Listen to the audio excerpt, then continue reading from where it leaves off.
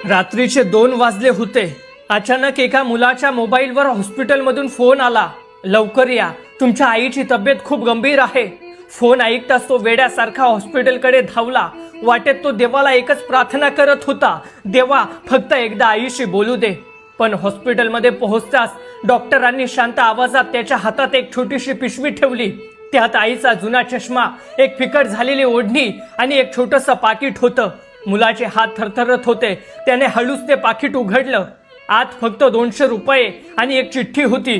त्यावर आईच्या थरथरत्या अक्षरात लिहिलं होतं, बाळा, मागच्या वेळी तू म्हणाला होतास का की तुझे बूट फाटलेत। माझ्याकडे जास्त पैसे नव्हते रे, म्हणून थोडे थोडे करून मी 200 रुपये साठवले। अजून कमी पडले तर पुढच्या महिन्यात आणखी जमवेन। फक्त स्वतःची काळजी घे, तुझी आई। हे वाचताच मुलगा जागच्या जागी कोसळला, कारण ज्या बुटांसाठी आई पैसे साठवत होती ते बूट त्याने 6 महिन्यापूर्वीच विकत घेतले होते। पण आईला सांगायला, आई आता मला काहीच कमी नाही, आता तू स्वतःसाठी जग, हे बोलायला तो कायमचा उशीर करून बसला होता।